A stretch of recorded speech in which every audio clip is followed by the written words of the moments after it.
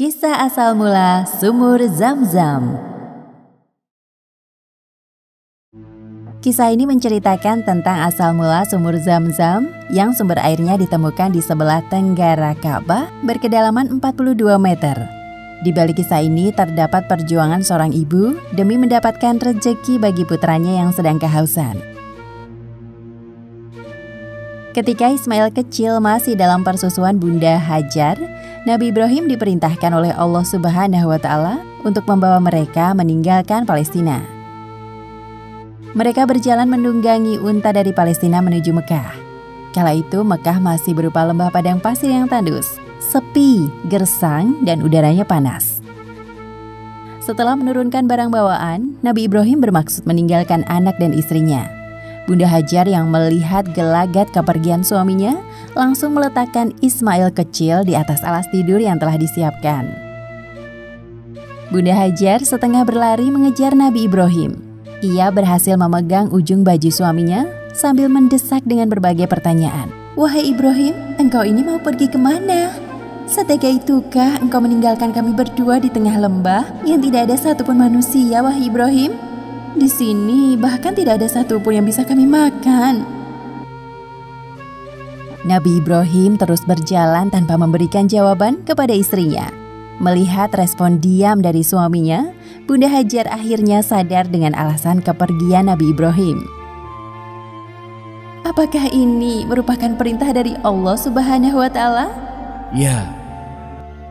Setelah mendengar jawaban dari suaminya, Bunda Hajar tidak marah. Ia merasa lega dan ikhlas. "Kalau ini memang perintahnya, maka Allah tidak akan menelantarkan aku dan Ismail. Pergilah wahai suamiku, laksanakan perintahnya."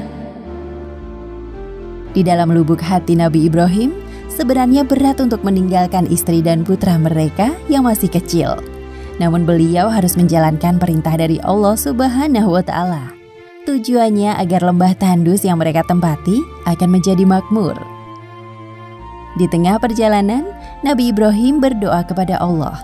Sebagaimana disebutkan dalam Al-Quran, surat Ibrahim ayat 37. "Ya Tuhan kami, sesungguhnya aku telah menempatkan sebahagian keturunanku di lembah yang tidak mempunyai tanam-tanaman di dekat rumah Engkau, Baitullah yang dihormati. Ya Tuhan kami, yang demikian itu, agar mereka mendirikan sholat, maka jadikanlah hati sebagian manusia cenderung kepada mereka, dan beri rizkilah mereka dari buah-buahan. Mudah-mudahan mereka bersyukur." Sepeninggal Nabi Ibrahim, Bunda Hajar menyusui Ismail kecil seperti biasa. Di hari berikutnya, mereka mulai kehabisan bahan makanan. Dilihatnya wajah Ismail kecil yang mulai menangis karena kehausan. Namun ASI Bunda Hajar tak kunjung keluar. Ismail mulai menangis.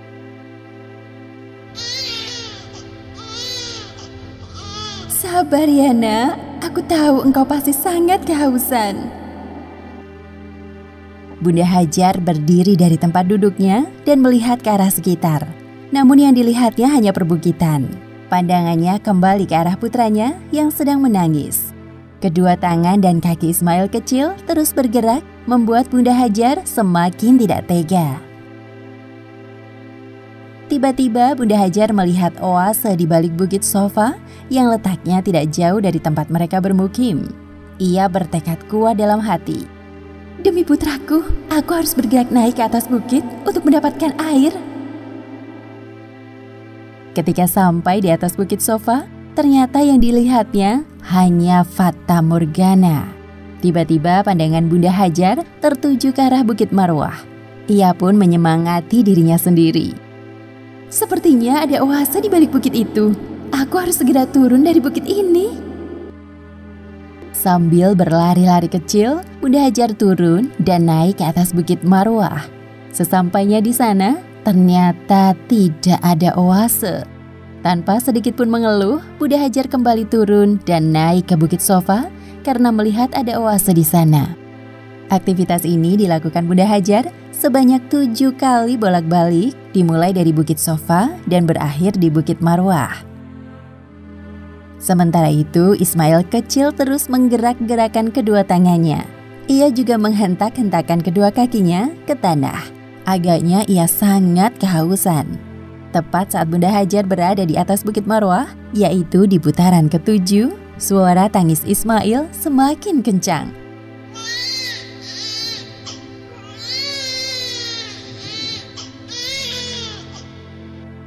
Tiba-tiba keluar air dari hentakan kaki Ismail kecil. Bunda Hajar yang melihat ada pancaran air muncul di dekat putranya, bergegas turun bukit dan menghampirinya. Bunda Hajar takjub dengan air yang melimpah di hadapannya. Ia terus berkata, "Zam, Zam, kumpul, jangan berhenti, kumpul, jangan berhenti." Kata Zam-Zam artinya banyak atau melimpah ruah. Sejak saat itu, air yang muncul dari hentakan kaki Ismail kecil disebut air Zam-Zam. Sumber air yang melimpah ini kemudian menjadi sumur Zam-Zam yang tidak pernah kering sampai sekarang. Setelah peristiwa ini, orang-orang dari kabilah Jurhum melihat sekelompok burung sedang berputar-putar di lembah Mekah. Mereka berpikir bahwa itulah pertanda ada air di sana. Ternyata benar, mereka lalu turun ke lembah Mekah dan meminta izin kepada Bunda Hajar untuk menikmati air Zam-Zam. Kalian boleh mengambil air ini sebanyak yang kalian butuh, namun kalian tidak bisa memilikinya karena air ini milik Allah Subhanahu wa Ta'ala. Perjuangan Bunda Hajar, yaitu bolak-balik dari Bukit Sofa ke Bukit Marwah sebanyak 7 kali, diabadikan menjadi salah satu rukun haji yang dikenal dengan istilah sa'i. Arti kata sofa adalah jernih atau suci. Diibaratkan seperti Bunda Hajar yang selalu berhusnuzon kepada Allah, sedangkan Marwah diartikan sebagai harapan kuat yang ingin diraih. Begitulah penamaan kedua bukit tersebut. Demikianlah kisah dibalik asal mula sumur Zam-Zam. Hikmah yang dapat kita ambil dari kisah ini adalah jangan menyerah meskipun dalam situasi sulit, karena Allah Subhanahu wa Ta'ala akan menolong orang-orang yang memiliki niat baik seperti yang dicontohkan oleh Bunda Hajar. Wallahu a'lam bishawab. Kisah asal mula marmer penyerap panas di Masjidil Haram dan Masjid Nabawi.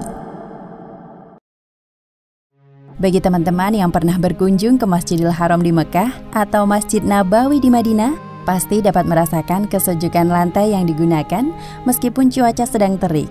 Ternyata ada rahasia di balik dinginnya lantai kedua Masjid Agung tersebut. Kisah ini merupakan hasil saduran dari tulisan Dr. Zagul El-Nagar, seorang ilmuwan bumi. Alkisah di Mesir hiduplah seorang arsitek muslim bernama Muhammad Kamal Ismail. Ia adalah sosok yang jenius, dermawan, rendah hati, dan tidak suka ketenaran meskipun namanya telah dikenal masyarakat luas. Kala itu pemerintah Arab Saudi yang dipimpin oleh Raja Fahd bin Abdul Aziz Al Saud menugaskan proyek perluasan Masjidil Haram kepadanya. Dengan penuh semangat, Insinyur Kamal menyetujui proyek tersebut dan segera membuat tim khusus. Beliau bertugas membuat desain teknik dan melakukan pengawasan pembangunan masjid. Insinyur Kamal berinisiatif untuk menutupi lantai di Masjidil Haram dengan marmer berbahan khusus demi kenyamanan beribadah. Beliau berkata dalam hati, "Alangkah senangnya jika ada marmer yang mampu menyerap panas, agar para jamaah haji tidak perlu jalan berjingkat ketika tawaf." Singkat cerita, akhirnya Insinyur Kamal berhasil menemukan marmer yang dicari. Ternyata marmer tersebut hanya ada di gunung kecil yang terletak di daerah utara Yunani. Daerah itu dikenal dengan nama Tassos. Disinilah penamaan marmer Tassos yang disamakan dengan daerah asalnya. Batuan marmer berwarna putih kristal yang berasal dari gunung tersebut mampu memberikan kesejukan dan meredam hawa panas yang memantul ke lantai masjid. Inilah rahasia di balik dinginnya lantai Masjidil Haram, yaitu berasal dari material yang digunakan. Insinyur Kamal melakukan perjalanan ke Yunani untuk menandatangani kontrak pembelian marmer dalam jumlah yang besar. Hampir setengah dari bagian gunung diambilnya untuk proyek perluasan Masjidil Haram di Mekah. Material marmer yang dikirim dari Yunani masih berupa bongkahan. Kemudian baru diolah menjadi marmer dengan kualitas tinggi di Arab Saudi. Hasil akhirnya berupa lantai marmer yang berbentuk persegi panjang dengan ketebalan 5 cm. Marmer jenis Thasos ini memiliki banyak kelebihan. Ketika malam, lantai marmer mampu menyerap kelembapan. Sedangkan ketika siang, lantai marmer dapat mempertahankan suhu yang sejuk. Meskipun cuaca sedang panas ekstrim mencapai 50 derajat Celcius. Hal ini menambah kenyamanan para jamaah haji yang sedang beribadah di Masjidil Haram. Setelah pemasangan lantai di Masjidil Haram rampung, 15 tahun kemudian, pemerintah Arab Saudi kembali menugaskan Insinyur Kamal melakukan pemasangan lantai Masjid Nabawi di Madinah dengan material yang sama yang digunakan di Masjidil Haram. Insinyur Kamal tiba-tiba kebingungan.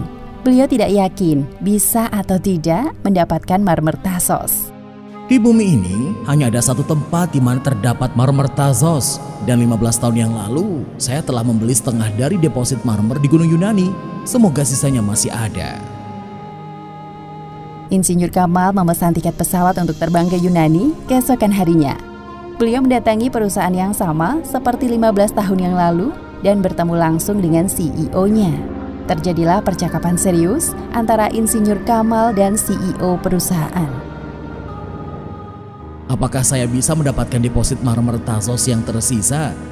Sayang sekali Tuan Insinyur, setelah kedatangan Anda 15 tahun yang lalu, ada seseorang yang membeli setengah dari kepemilikan marmer tersebut. Insinyur Kamal merasa sedih dan kecewa. Sebelum kembali ke hotel tempatnya menginap, beliau menemui sekretaris perusahaan. Bisakah Anda membantu saya untuk mencarikan informasi terkait orang yang membeli setengah kepemilikan dari marmer Thasos? Maaf Tuan, sepertinya itu tidak mudah karena kejadiannya sudah 15 tahun yang lalu. Insinyur Kamal tidak menyerah mendengar jawaban dari sekretaris perusahaan. Ini hal yang amat penting bagi saya dan negara kami. Baik Tuan, saya akan mencari data pembeli yang masuk di arsip lama perusahaan. Terima kasih, tolong hubungi saya jika Anda telah menemukannya, atau saya akan kembali lagi besok. Hari berikutnya, sebelum Insinyur Kamal berangkat ke bandara, sekretaris perusahaan marmer mengabarkan bahwa ia telah menemukan alamat pembeli marmer Thasos. Insinyur Kamal, kami telah menemukan informasi tentang pembeli yang Anda cari. Ia seorang pengusaha di Arab Saudi. Insinyur Kamal berbunga-bunga mendengar berita tersebut.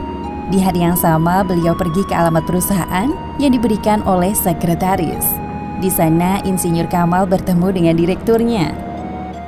Kedatangan saya hari ini adalah untuk menanyakan tentang pembelian marmer yang Anda lakukan 15 tahun yang lalu di daerah Thasos, Yunani. Saya tidak ingat pernah membeli marmer yang Anda maksud, Tuan Insinyur. Tapi sebentar, saya akan menelpon pihak gudang. Ya, silahkan. Kemudian direktur menelpon bagian stok perusahaan. Ternyata marmer itu masih ada utuh di gudang dan dibiarkan begitu saja. Anda beruntung, Tuan. Kami hanya membeli lalu menyimpannya di gudang. Jadi, bisa dipastikan bahwa marmer tersebut masih utuh sampai sekarang. Raut wajah ekspresi Insinyur Kamal berubah dari tegang menjadi cerah. Lalu tiba-tiba ia menangis terseduh-seduh sambil mengusap air matanya. Direktur perusahaan merasa terkejut melihat pria separuh baya di depannya tiba-tiba menangis. Beliau lalu bertanya, "Wahai Insinyur, apa yang Anda tangisi? Bisakah Anda jelaskan situasinya agar saya bisa memahami semua ini?" Sembari menenangkan diri, Insinyur Kamal menjelaskan tentang proyek perluasan Masjid Nabawi yang membutuhkan marmer Thasos. Insinyur Kamal mengeluarkan selembar cek kosong dari tasnya. Saya ingin membeli semua marmer yang Anda beli dari Yunani, Direktur.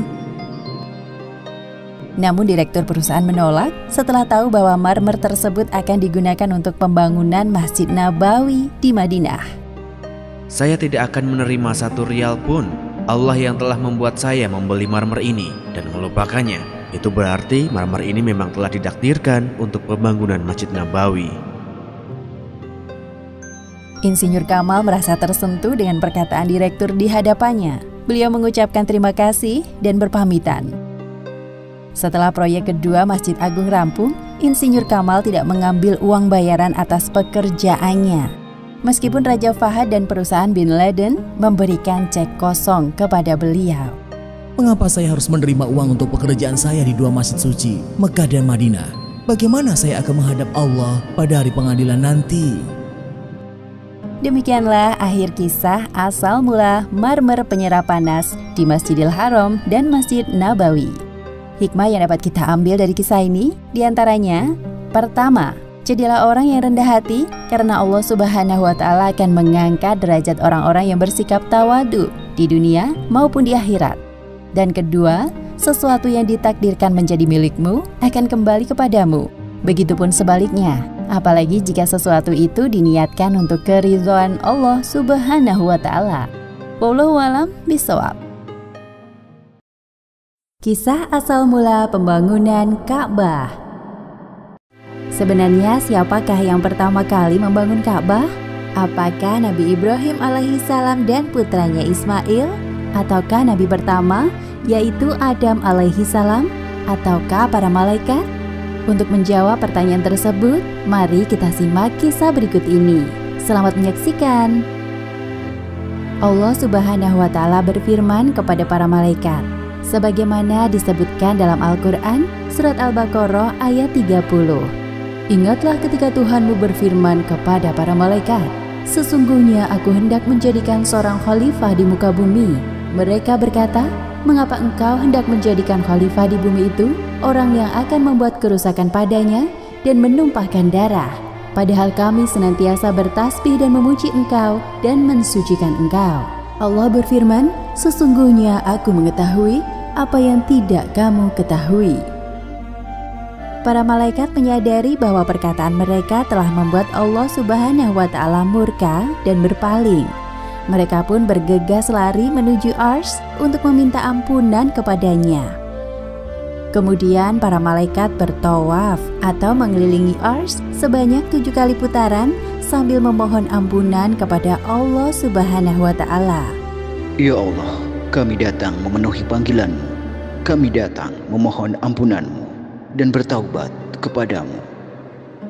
Atas kesungguhan para malaikat, Allah Subhanahu wa Ta'ala menurunkan rahmat-Nya dengan membangunkan tempat ibadah di bawah Arsy yang dikenal dengan nama Al-Baitul Ma'mur.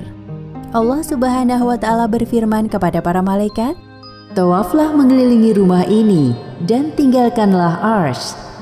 Setiap hari ribuan malaikat di langit bertawaf di Al-Baitul Ma'mur. Allah Subhanahu wa Ta'ala juga memerintahkan kepada para malaikat di bumi untuk membangun sebuah bangunan yang serupa dengan Al-Baitul Ma'mur yang dikenal dengan Ka'bah dan bertawaf mengelilinginya.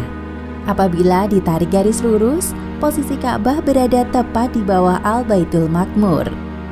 Ka'bah merupakan rumah ibadah pertama di bumi, sebagaimana yang disebutkan dalam Al-Quran, surat Ali Imran ayat 96.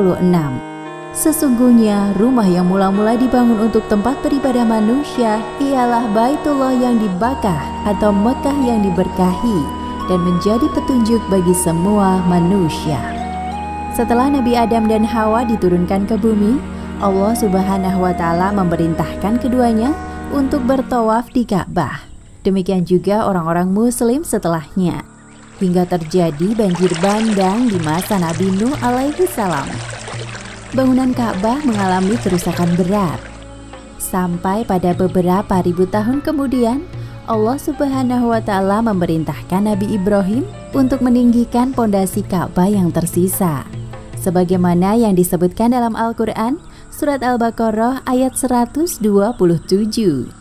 Dan ingatlah ketika Ibrahim meninggikan, membina dasar-dasar Baitullah beserta Ismail.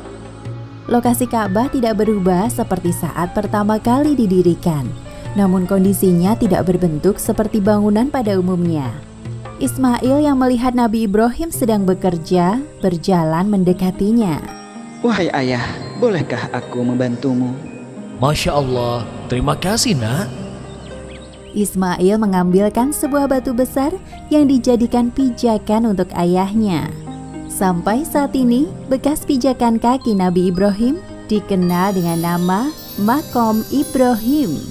Pada zaman Nabi Ibrahim, Ka'bah adalah bangunan berbentuk kubus yang dibangun dengan batu-batuan hitam keras yang disusun dengan cara sederhana.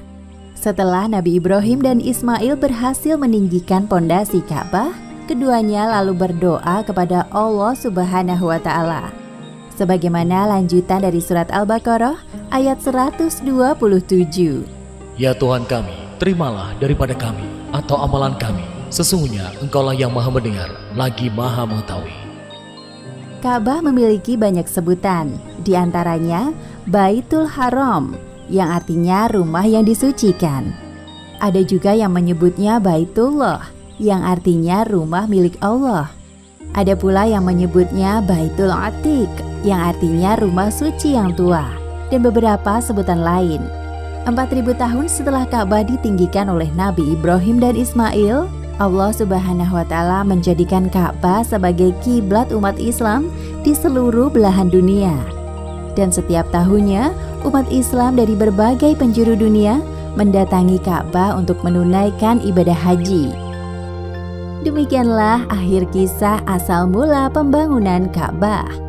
Hikmah yang dapat diambil dari kisah ini, diantaranya, pertama, niatkan semua yang kita kerjakan di dunia hanya untuk Allah.